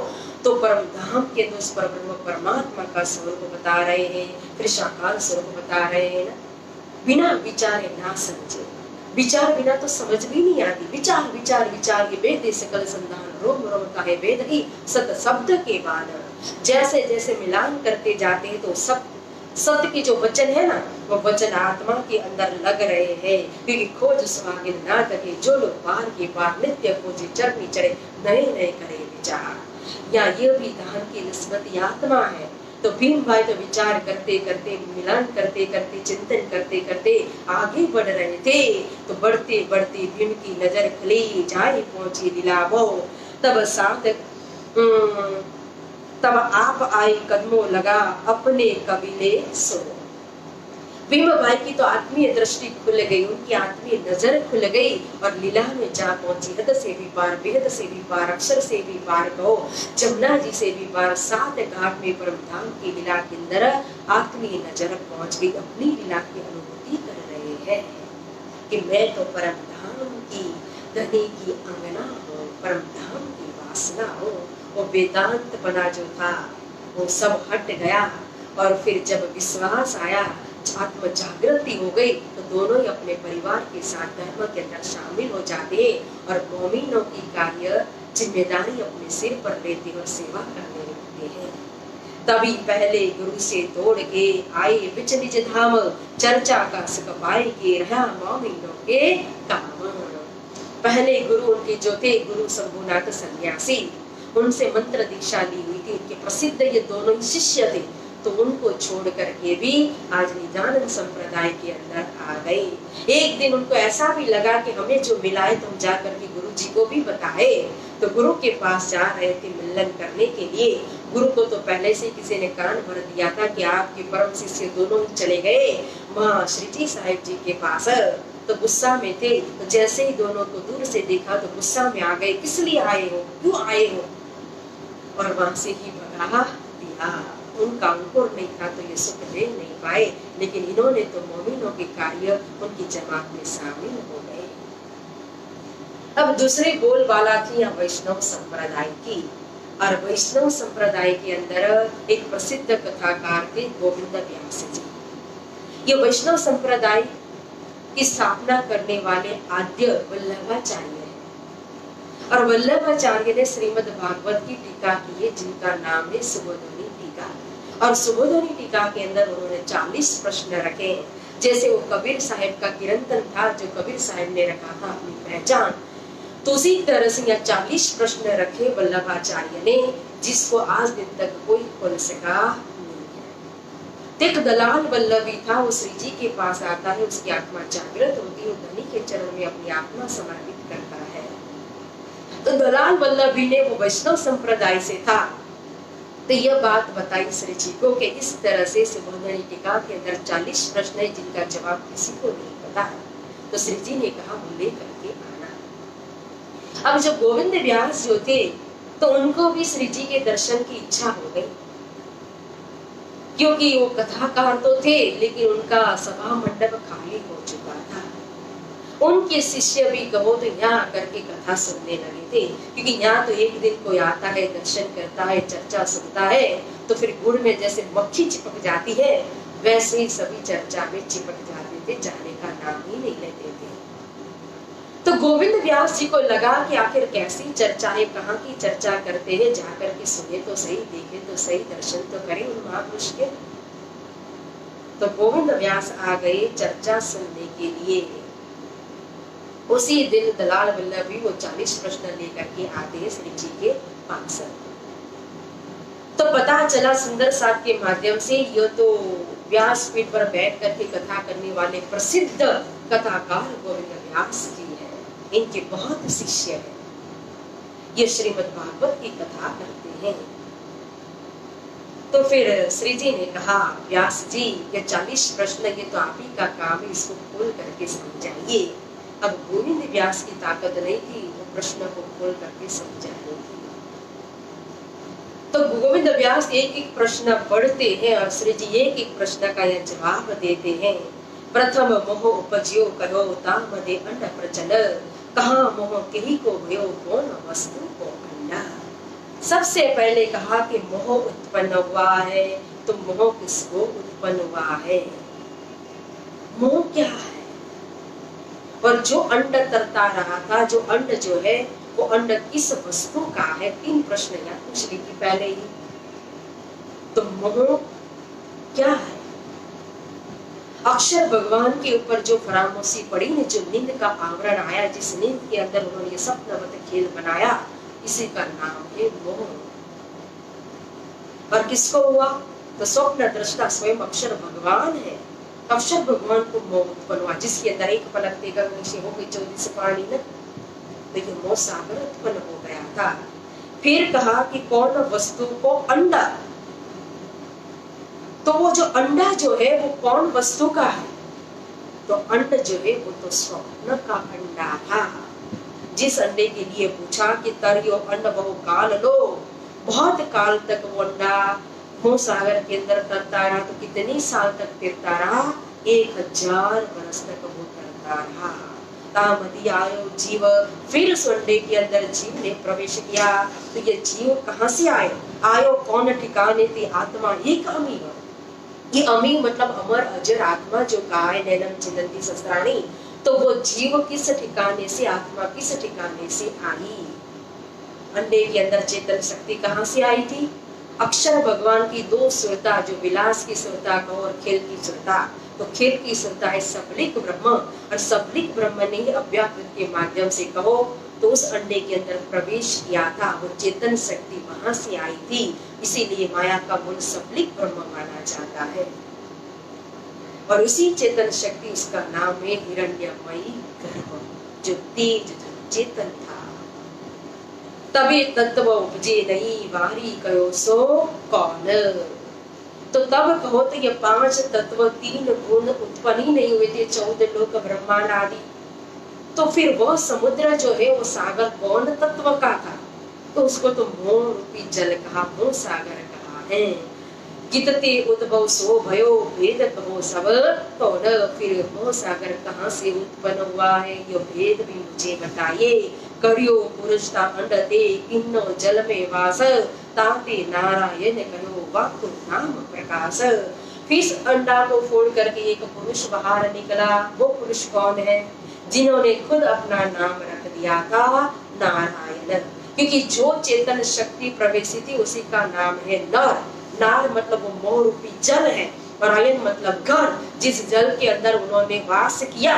अंडे को फोड़ने के बाद जाग गए, हम जहाँ भी रहते हैं स्थायी होते वो हमारा घर माना जाता है, तो वो जल ही उनका घर हो गया। इसलिए नर plus Ayan is equal to, उन्होंने अपना नामकरण खुद ही कर लिया था कि मैं नारायण हूँ, क्योंकि कभी सृष्टि उत्पन्न ही नहीं थी। हमारा नामकरण माता पिता करते, नक्षत्र कुंडली ये सब कुछ देखा जाता है। सृष्टि उत्पन्न हो चुकी है, तब तो कोई था ही नहीं, तो खुद ही अपना नामकरण कर लिया था। फिर ब्रज अरु रास अखंड है, प्रलय कहा असंग, रास रात्रि नित अचल कहो, ये सब कहो प्रसंग। ब्रज और रास दोनों अखंड कहा है, तो ब्रज तो निरंतर चल रहा है ब्रज की लीला, जब रास तो रात्रि मात्र अखंड कहा है। इसका भेद क्या है? क्योंकि ब्रज की लीला निरंतर 11 वर्ष और 52 दिन रात हुई थी, इसीलिए दिन रात अखंड है। और रास की लीला तो एक रात्रि मात्र योग माया के ब्रह्मांड के अंदर खेली गई थी, जो रात्रि सबसे बड़ी, जो नारायण की रात्रि के समान थी, इसीलिए रास रात्रि मात्र अखंड कहा है। फिर योग माया क्या है? तो जैसे सबलिक ब्रह्म की इच्छा, वो इच्छा शक्ति काल माया है, उसी तरह से केवल ब्रह्म की जो इच्छा शक्ति है, उसी का नाम है योग माया।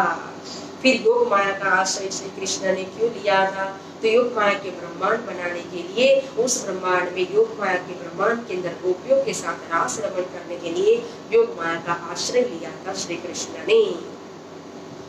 और गोपियों ने कौन से शरीर में श्री कृष्ण के साथ रास रमन किया था? तो गोपियों ने भी योग माया का तन, ठकुरानी दिन जे भी नहीं कहो तो चैतन्यमय योग माया का तन धारण करके रास रमन किया था। गोपिन सब सत जुत को, मिलो चिहु नहीं पाव, खोजत को ना काढ़ियो, यह कौन प्रभाव। अब गोपियों की जुत के जुत निकल गए थे, सत जुत कहा मतलब सैकड़ों जुत ब्रज मंडल से निकल गए थे। जब बंसी बजी थी तो उस समय 40 जुत ब्रह्म सृष्टि के और 80 जुत कहो ईश्वरी सृष्टि के, और 120 जुत निकल गए, जिसको यहाँ कहा था सत जुत करके। लेकिन किसी के भी यहाँ तो कोई जाएगा तो उसको पग चिन्ह तो दिखाई देगा, किसी के भी पग चिन्ह नहीं मिले।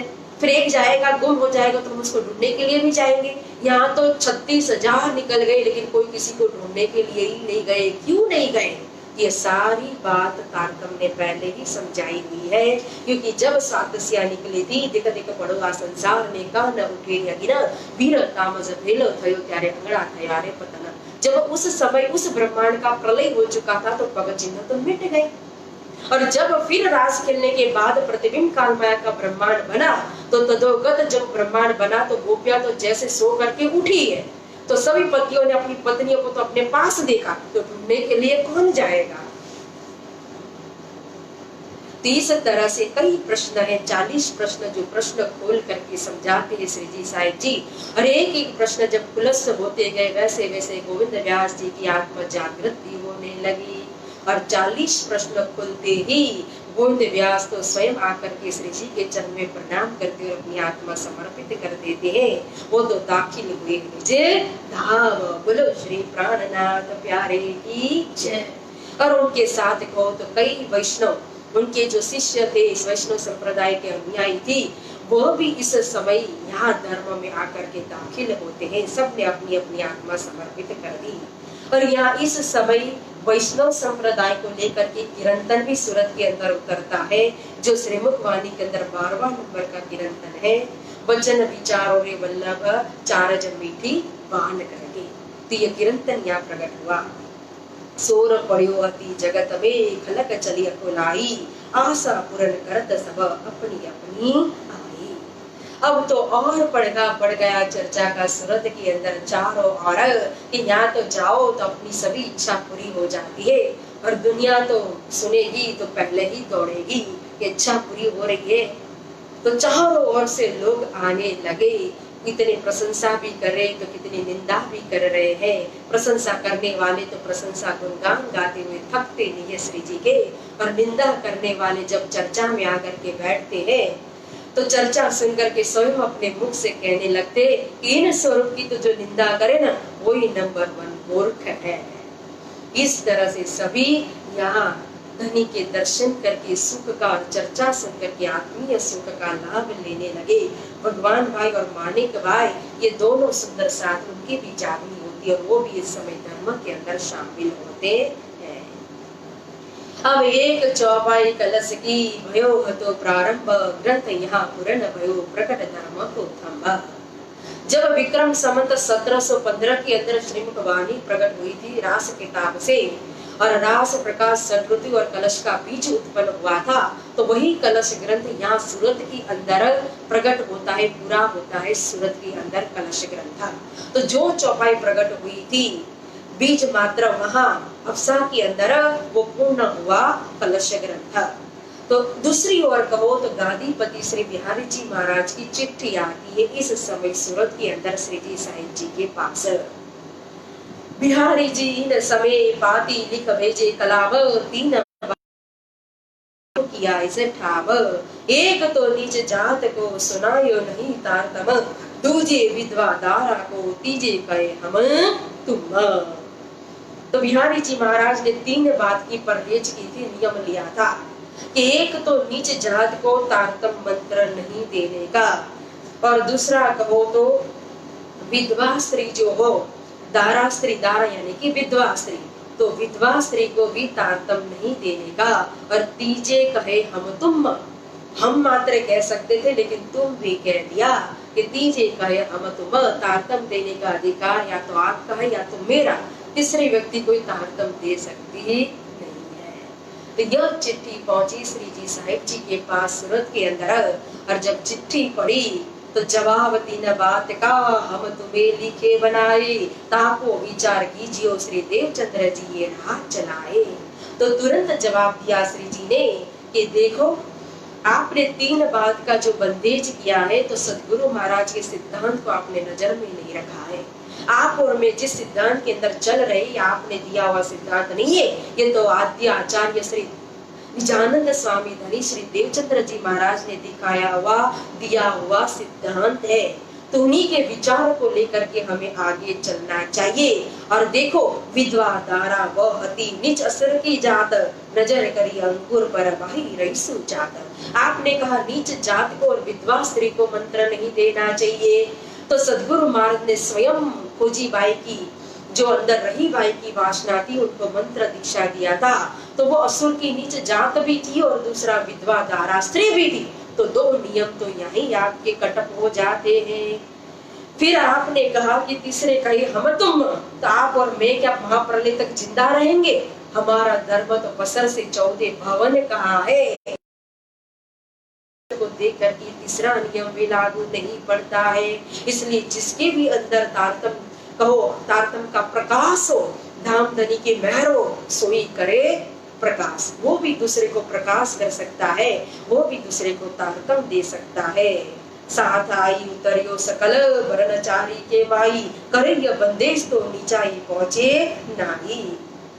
अब अगर आप ये सब नियम लागू करोगे तो नीचे जाति के अंदर भी सुंदर साथ तो है, धाम की आत्माएं आई है, क्योंकि यहाँ ऐसा नहीं कि एक ही जगह पर इकट्ठी है ब्रजमंडल के अंदर जैसा था वैसा। तो फिर नीच जाति के अंदर जो ब्रह्मा आत्मा परम धाम की आई है, उन ब्रह्मा आत्मा को कैसे तारतम्य मिलेगा, उनकी आत्मा जागृति कैसी होगी? इसीलिए आप ये बंदज ये नियम छोड़ दीजिए। सो हम तुम वस्तु को कहाँ लग करते फिरे, जिनको पहुंचे तारतम सोई प्रकाश करे। और यह ज्ञान हम और आप कहाँ तक कब तक बांटते फिरेंगे? ये शरीर की भी मर्यादा होती है, कोई अजर अमर रहने वाला शरीर नहीं है। एक दिन इस शरीर को, इस तन को भी छोड़ना पड़ेगा। इसलिए जिनको पहुंचे तारतम सोई प्रकाश करे। यह रहा श्री देवचंद्र जी, हमको तुम आगे दई दिखाए, सोई तुम सब साथ को अब वही देवो बताए। यह रहा जी, यह मार्ग है ना, धनी श्री देवचंद्र जी महाराज ने हमें दिया हुआ है। तो उन्होंने जो सिद्धांत और जो विचार, जो ज्ञान दिया है ना, उसी का प्रकाश करना, उसी को समझाना, उसी को लेकर के चलना, यही हमारा धर्म है। इस तरह से चिट्ठी का जवाब लिख करके भेज दिया, साथ में वो कलश ग्रंथ की चौपाया जो प्रकट हुई थी वह भी भेज दी। और अब यहाँ चिट्ठी पहुंची श्री जी साहिब जी के पास। जब श्री जी साहिब जी के पास चिट्ठी आई थी तो उनका जवाब श्री जी साहिब जी ने लिख करके दिया, तो वो चिट्ठी पहुंची बिहारी जी महाराज के पास और कलश ग्रंथ भी पहुंचा। और जब देखा कि श्री जी साहिब जी ने हमारे नियम को ठुकरा दिया, तो उन्होंने तो कलश ग्रंथ को ही ठुकरा दिया, उन चौपाइयों को ही स्वीकार नहीं किया। ये तो क्लेश क्लेश करके और फिर चिट्ठी का जवाब देंगे बिहारी जी महाराज, तो चिट्ठी में न लिखने का भी शब्द प्रयोग करेंगे श्री जी के लिए। और फिर इस कारण के कारण जो बना है जिस कार्य के लिए बिहारी जी महाराज या कारण रूप बन रहे हैं, तो वह कार्य होगा, सिंहासन में पधरावनी होगी श्री जी साहिब जी की। सारी जिम्मेदारी अपने सिर पर लेंगे श्री जी साहिब जी, और महामंगलपुरी धाम की स्थापना यहाँ हुई। और फिर यहाँ किस तरह से आगे लालदास जी महाराज आएंगे, और यहाँ से फिर हजरत इत्तकरी लेने को मक्का, फिर निकलेंगे आगे दिल्ली को लक्ष्य लगा करके, जो हम सुनेंगे कल। बोलो श्री प्राणनाथ प्यारे की जय, श्री बाईजीराज महारानी की जय।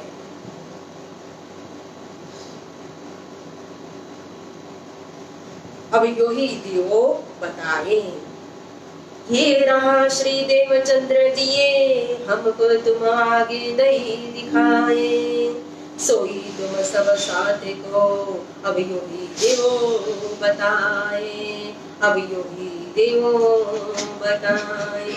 बोले श्री सदगुरु महाराज की जय, श्री प्राणनाथ प्यारे की जय, श्री बाईजीराज महारानी की जय, श्री कृष्ण कन्हैया लाल की जय, तीनों पुरी धाम की जय, श्री निजानंद संप्रदाय की जय, श्री कृष्ण प्रणामी धर्म की जय, बोल बोल पंजे वाले की जय, बोल बोल घुम्मट वाले की जय, बोल बोल बंगले वाले की जय, प्राणनाथ प्यारे की जय, प्राणनाथ प्यारे की जय, प्राणनाथ प्यारे की जय। बहुत बहुत धन्यवाद सुंदर साथ जी, आप सभी के चरणों में प्रेम प्रणाम।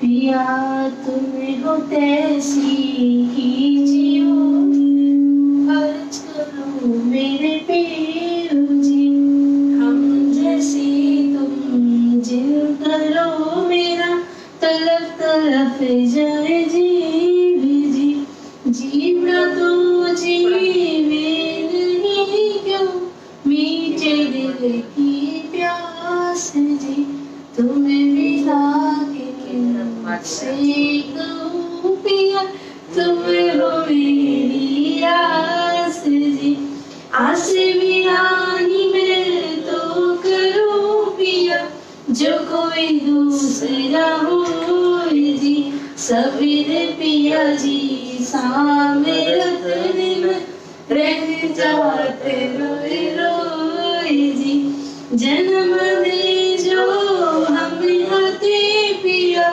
सो तुम देखत की जी, जब तुम्हें आप दिखाओगे तब देखूंगी नैनन भर जी, ये पुकार पिया जी मेरी सोने के, अब दिल करो अब जीन जी, क्षण खबर जो लीजियो में, अर्ज करो दुल्हन जी, एतियाज में तो करूं पिया, बीच पड़ी अंतराय जी, सो आड़ी अंतराय चाल के दुलाने जी, कंच लगाए जी, कंच लगाए कंच सो पिया, कीजे हास विलास जी, वाणी जाए श्री रवती